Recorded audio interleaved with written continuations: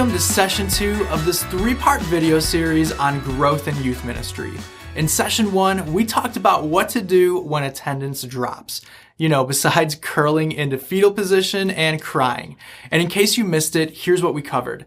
When attendance drops, take these 5 steps. Don't freak out, clarify your values, focus on who's there, identify your weak spots, and make long-term changes. Hopefully throughout the course of that last video, you spotted some potential weak spots in your own ministry or leadership that could be keeping your ministry from growing.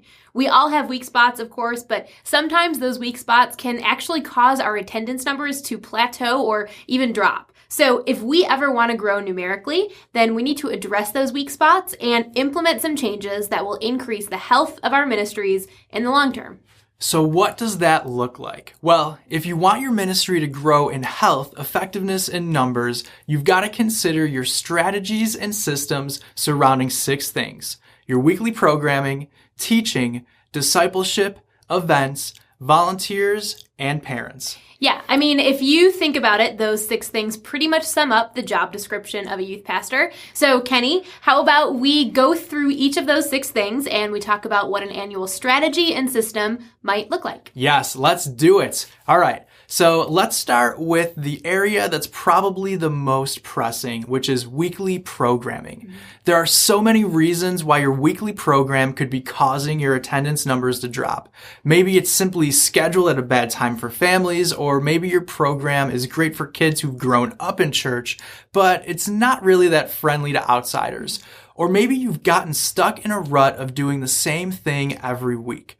In short, maybe your weekly program isn't always a place where students want to be, or where they want to bring their friends. Yeah, this is huge. And I think sometimes we fall into this trap of thinking that our students should want to come to church and should invite their friends because, well, that's just what you do.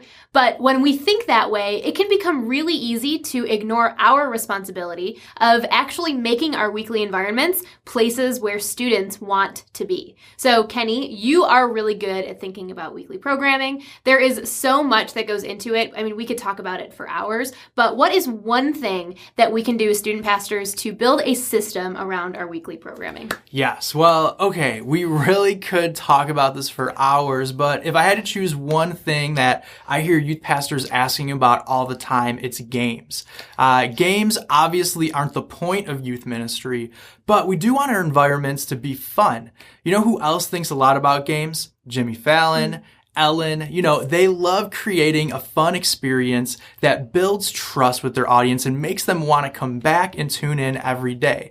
But it can be hard to think of new games all the time, especially if it isn't your thing or if you just keep thinking, there are more important things I could be doing right now.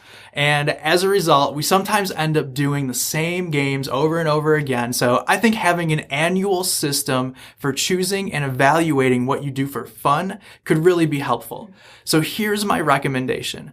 Before the school year starts, compile a list of, say, 50 games you might want to try, since you probably have about 50 weeks of programming every year. Then, each week, play 1 or 2 of them, and be sure to try a mixture of upfront games, all-play games, physical and mental games, individual and team games. You get the idea. So try a variety of games so that 1, you can find out what your group likes, and 2, you don't get stuck in a rut. And as you try them, take note of the games that worked. Maybe once a month, do a review of the games you played, recycle a game that was a hit, and throw away or update the games that weren't. Pretty soon you'll have a pretty good idea of what kinds of games work for your group and which ones don't. Okay, Kenny, you mentioned coming up with a list of 50 games to start the year. That sounds a little bit crazy. Yes, maybe that sounds crazy to work that far in advance on games, but seriously, it's so helpful to not have to think about games every single week. And this way, when it's the day of your program, you don't have to figure out what you're supposed to do that week. The decision is already done for you. You just have to execute it.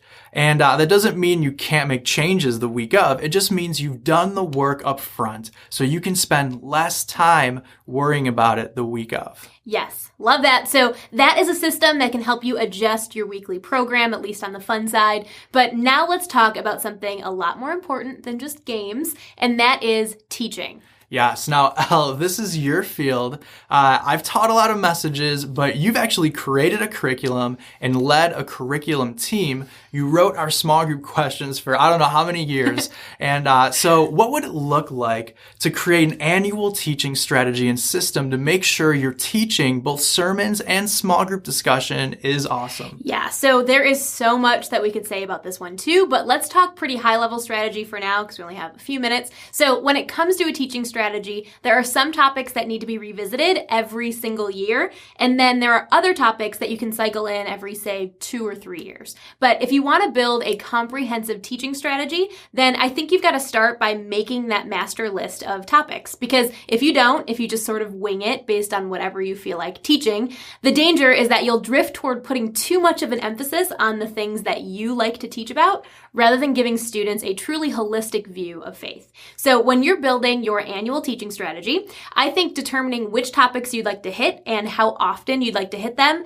is a great start to a system that will keep you on track throughout the year. And it's probably a good idea, by the way, to prioritize those topics based on what teenagers are actually experiencing and wrestling with during the middle school and high school years, rather than just basing it on your personal preferences. Great. And I'm also thinking that's probably a good thing to show your lead pastor, right?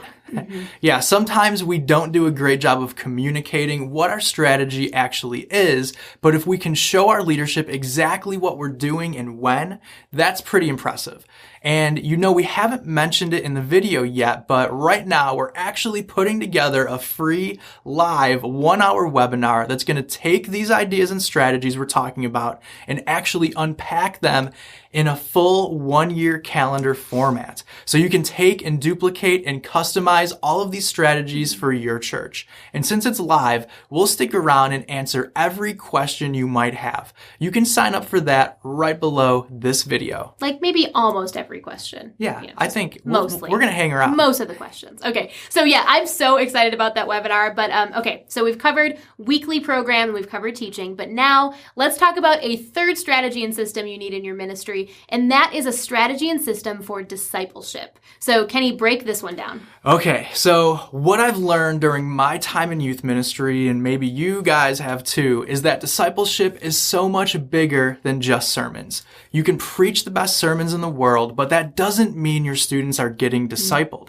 If we want to see our students really make their faith their own, we need a year-round strategy for discipleship and a system to make it happen. And we can't just reduce discipleship to a specific class or a program or a 6-week book study either. So in our church, here's what we did. We defined 4 spiritual habits that teenagers or really anyone helps grow them spiritually. So here they are. Spend time with God through personal spiritual disciplines. Spend time with others through community and Christ-like relationships. Know and use your gifts by serving God and others. And share your story of who God is and what He has done for you. Yeah, and then once we had identified those 4 habits, we decided to build an annual strategy around them that we could repeat every year. So since there were 4 habits, we started thinking of our year in 4 quarters. Then we chose one spiritual habit to focus on each quarter, scheduled those habits at times that made sense, and created a few tools and experiences around those habits that students could do with their small groups or on their own to develop those spiritual habits. Cool. So that's discipleship. And I wish we had more time, but we're going to dive more deeply into our discipleship strategy in that webinar we just mentioned. But for now, let's talk about one more area that has to do with students where we need an annual strategy and system, and that's events. And okay, I'll be honest, I have not always been good at creating strategic events. I used to do events pretty randomly and didn't always have a clear purpose or strategic timing behind them. I sort of just did them when and how I felt like doing them, and I didn't feel like that was a bad thing at the time.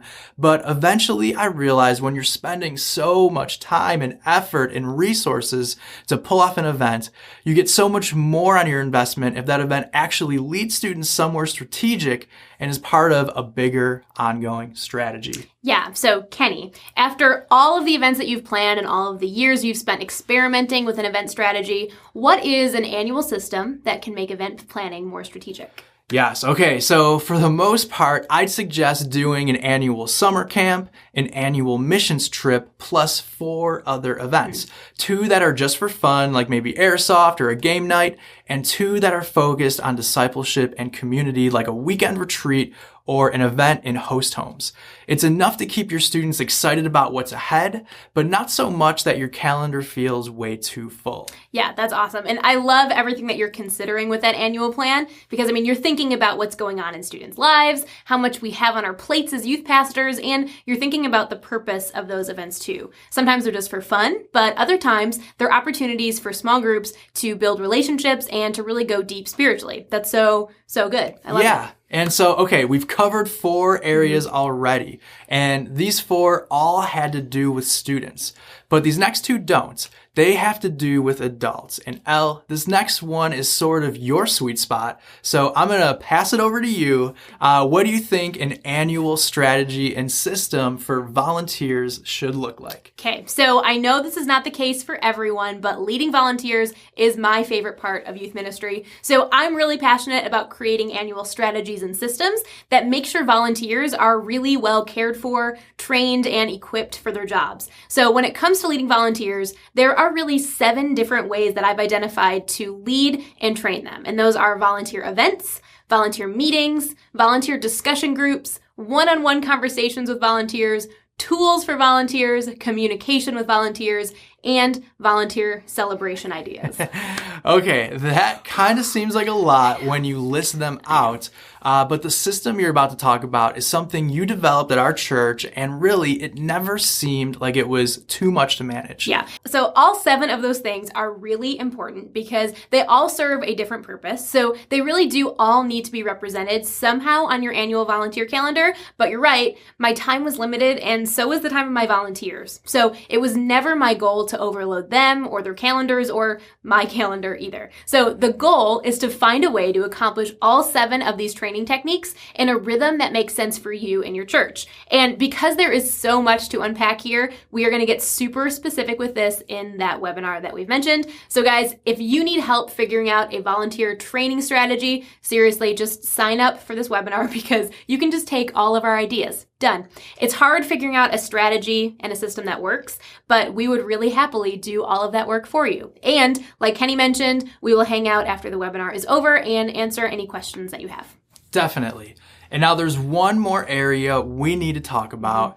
We saved it until last because, well, in youth ministry, we usually do end up saving this one until last, even though it's so important. And that's parents. Way too often, we are frustrated about our attendance patterns, but at the same time, we really drop the ball when it comes to engaging and serving parents. Yeah, and sure, some of our students can drive themselves to church, but the reality is their parents are still a huge influence on their lives and on whether or not they're involved with our ministries. So if we want students to show up more consistently and to actually be excited about what we're doing, then it's probably a good idea to partner with their parents and get parents involved and excited about what we're doing in youth ministry. This is really so hard, though. A lot of youth pastors aren't parents, or if they are, they're not the parents of teenagers usually. So figuring out how to engage parents can be really difficult. So Elle, what do we do about it? Well, I think that there can be some similarities between the way that we train volunteers and the ways that we engage parents,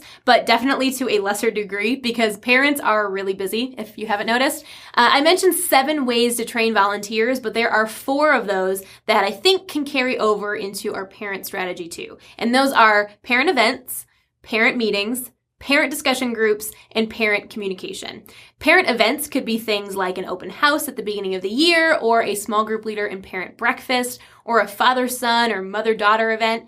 Parent meetings should probably show up before your mission trips and summer camps, and parent discussion groups and parent emails should probably be things that you're doing regularly all year long. All right, good. That partnering with parents thing really is hard. So again, we'll dive more deeply into what that strategy and system could look like annually during that webinar we keep mentioning. Yes. And okay, if in case you weren't paying attention a minute ago, you can sign up for that webinar that we keep mentioning right below this video. It is totally free. free, and we'll be telling you all of our secrets. So go sign up. It'll be fun. Yes, and on top of that, we also have one more of these videos coming in the series about growth, so keep your eyes open. But hey, to wrap things up for today, here's one last thought for you. We've been talking about these 6 areas where we need to develop strategies and systems that support healthy growth. And as we've unpacked each of these 6 areas, I'm guessing that you've identified at least one weak spot, probably more than one, where maybe you need to address the quality of your weekly programming, or your teaching, or your discipleship, or your events, volunteers, or parents. So wherever those weak spots are for you, please don't be discouraged. It can be hard to come face to face with our weaknesses, but it really is a good thing. It means you're one step closer to diagnosing and solving the source of your attendance problems and of making your ministry healthier overall. Yeah, and the health of your ministry, guys, is so important because, like we said last time, healthy things grow. And you want your ministry to grow. We all do. At least I hope we do. Because it's kind of our mission to go out and make disciples, to tell the world, and to share the good news of Jesus. Numerical growth isn't the point in and of itself, but it is the point when those numbers reflect real lives being impacted by the gospel. So you want your ministry to grow, not just in numbers, but in health and in effectiveness too. But growth and health don't happen by accident. They take intentionality. So if you want your ministry to grow, both deep and wide, then you need a strategy. And to make sure that strategy actually happens, you're also going to need to put some systems in place. But hey, we're not done yet. We've still got one more video in the series on growth. Next up, we're going to be talking about 6 mistakes youth pastors make that kill growth in their ministries. So don't make those same mistakes and don't miss it.